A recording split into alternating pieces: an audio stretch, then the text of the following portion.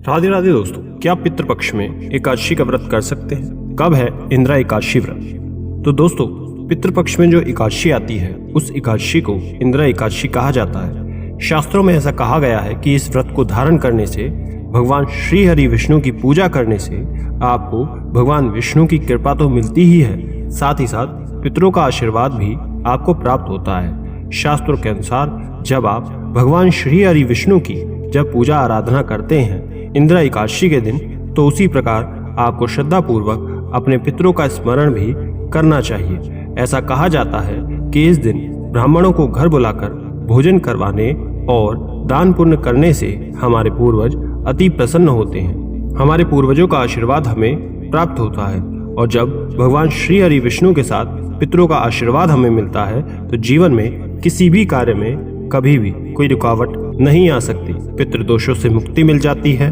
और सभी कार्य बिना किसी बाधा के हमेशा बनने लगते हैं। आपको जीवन में सफलता की प्राप्ति होती है, सुख समृद्धि की प्राप्ति होती है, जीवन में आप बहुत आगे जाते हैं। विवाह में आ रही कैसी भी बाधा क्यों ना हो वो दूर हो जाती है। पितरों के आशीर्वाद से मांगलिक कार्य भी पूर्ण हो जाते हैं। इसलिए पितृपक्ष में आने वाली एकादशी विशेष रूप से महत्वपूर्ण होती है। तो आज की इस वीडियो में हम आपको बताएंगे कि इंदिरा एकादशी कब है, अश्विन मास की कृष्ण पक्ष की एकादशी की तिथि कब शुरू हो रही है, कब समाप्त हो रही है, व्रत हमें कब करना है और पारण यानी कि व्रत खोलने का शुभ मुहूर्त क्या होगा, किस प्रकार से आपको भगवान श्री हरि विष्णु की पूजा करनी चाहिए, किस प्रकार से आपको पितरों की पूजा करनी चाहिए, किन वस्तुओं का इस दिन दान करना चाहिए, किन मंत्रों का जप करना चाहिए। ऐसी व्रत से जुड़ी हुई सभी जानकारियां आपको इस वीडियो में हम आज बताने वाले हैं, तो वीडियो को अंत तक पूरा देखना। दोस्तों, इंदिरा एकादशी का व्रत पितृपक्ष के दौरान पड़ता है, इसीलिए व्रती को कुछ श्राद्ध के नियमों का पालन करने की शास्त्रों में बात कही गई है। व्रत का आरंभ करने से पूर्व दशमी तिथि में पवित्र नदी में तर्पण करना चाहिए और स्नान करने के बाद ब्राह्मणों को भोजन करवाने के बाद आपको स्वयं भोजन करना चाहिए। दशमी तिथि को सूर्यास्त के बाद भोजन नहीं करना चाहिए और इसके बाद अगले दिन एकादशी को सुबह जल्दी उठकर स्नान करके व्रत का संकल्प लेकर व्रत करना चाहिए। फिर भगवान श्री हरि विष्णु की पूजा अर्चना कर श्राद्ध और तर्पण करना चाहिए और इस दिन भी आपको ब्राह्मणों को भोजन करवाना चाहिए, ऐसा शास्त्रों में कहा गया है। तो एकादशी तिथि के दिन आप फलाहार करा सकते हैं ब्राह्मणों को, तो एकादशी तिथि के दिन आप फलाहार करा सकते हैं ब्राह्मणों को, या फिर आप उन्हें भोजन भी करा सकते हैं। आपको बता दें कि पितृपक्ष की एकादशी में लोगों के मन में संदेह रहता है कि क्या हम ब्राह्मणों को भोजन करवा सकते हैं। तो आपको बता दें कि ये समय पितरों का होता है, उनके निमित्त होता है। तो ऐसे में जिन लोगों का श्राद्ध एकादशी तिथि के दिन होता है वो ब्राह्मणों को भोजन करवा सकते हैं। जो भी नियम किए जाते हैं श्राद्ध कर्म तर्पण में वो आप कर सकते हैं, क्योंकि इसमें एकादशी का भेद नहीं माना जाता। और एकादशी के अगले दिन द्वादशी तिथि में ब्राह्मणों को दान दक्षिणा देने के बाद, भोजन करवाने के बाद आपको स्वयं भी व्रत का पारण करना चाहिए। इस दिन आप दान में फलों का दान कर सकते हैं, अनाज का दान कर सकते हैं, सामर्थ्य के अनुसार धनराशि भी दान कर सकते हैं, भूमि दान कर सकते हैं, गौ दान कर सकते हैं, क्योंकि ये पितृपक्ष का समय चल रहा है। तो आप जो भी दान करते हैं वो पितरों के निमित्त ही दान करते हैं। तो आप अपनी इच्छा के अनुसार व्रत के पारण से पहले जो चाहे दान कर सकते हैं।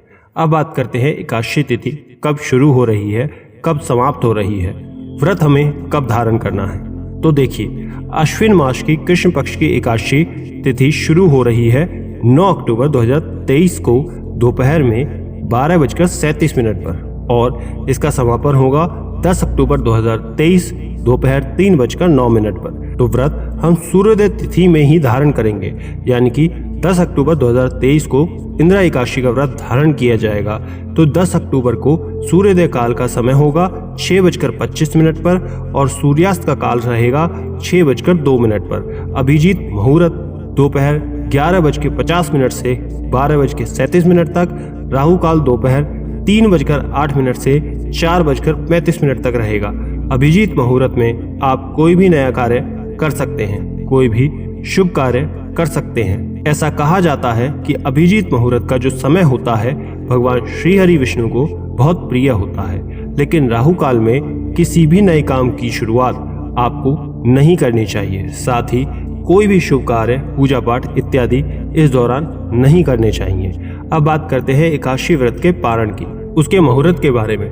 तो देखिए दोस्तों, एकादशी तिथि का पारण द्वादशी तिथि को किया जाएगा, जो कि शुरू हो रही है 10 अक्टूबर दोपहर 3:10 पर और खत्म होगा 11 अक्टूबर शाम 5:37 पर। तो आपका जो भी पारण है 11 अक्टूबर को सुबह 6:25 के बाद से सुबह 8:40 तक के बीच में आप कर सकते हैं। तो आपको 10 अक्टूबर को इंदिरा एकादशी का व्रत करना है और 11 अक्टूबर को इसका पारण करना है। यदि आप किसी कारणवश व्रत नहीं भी कर पाते हैं तो भी अपने पितरों के निमित्त भगवान श्री हरि विष्णु की आपको पूजा भी करनी चाहिए और पितरों के निमित्त दान तर्पण इत्यादि भी जरूर करना चाहिए। ऐसा माना जाता है पितृपक्ष में इंदिरा एकादशी का व्रत करने से या फिर तर्पण करने से पितरों को यमलोक में यातनाएं नहीं सहनी पड़ती, उन्हें मोक्ष की प्राप्ति होती है। और यदि आप पूरे साल कोई व्रत नहीं भी करते हैं तो भी आप इस इंदिरा एकादशी के व्रत को जरूर करें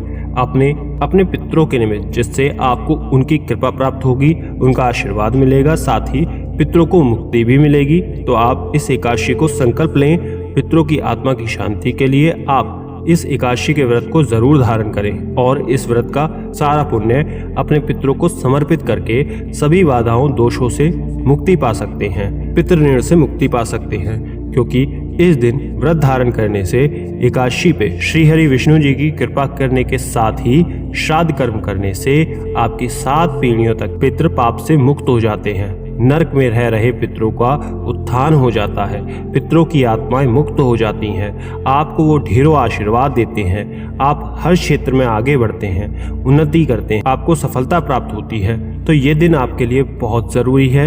यदि आप व्रत नहीं करते हैं तो इस दिन एकादशी का व्रत करके उसका सारा पुण्य पितरों को समर्पित कर दें। इसके साथ ही पितृपक्ष की एकादशी के कुछ ज़रूरी नियम, कुछ सावधानियां भी होती है, जैसे कि इंदिरा एकादशी पर सूर्योदय होने से पहले आपको जागने का प्रयास करना है। आप व्रत करें या ना करें, आपको सुबह जल्दी उठना ही चाहिए। घर में लहसुन, प्याज, तामसिक भोजन का बिल्कुल भी उपयोग ना करें। भगवान श्री हरि विष्णु की पूजा करते समय काले या नीले रंग के कपड़े ना पहने। घर में शांति का माहौल रखें, लड़ाई झगड़ा ना करें। एकादशी के व्रत में चावल खाने से परहेज करें। इस दिन चावल का सभी लोग त्याग करें। पालक, बैंगन, मसूर की दाल, इन सब का सेवन भी आज के दिन नहीं करना चाहिए। तो एकादशी के दिन आप इन सभी बातों का ज़रूर ध्यान रखें। यदि आपका व्रत नहीं है और आप इन सभी नियमों का पालन करते हैं, तब भी आपको आपके पितरों का भगवान श्री हरि विष्णु की कृपा से आपको उनका आशीर्वाद प्राप्त होता है और आपका जीवन सुखमय होता है। आशा करते हैं जानकारी पसंद आई होगी। सभी लोगों तक वीडियो शेयर करें, लाइक करें और सब्सक्राइब करना ना भूलें, ताकि ऐसी जानकारियां सबसे पहले आप तक पहुंच सके। राधे राधे।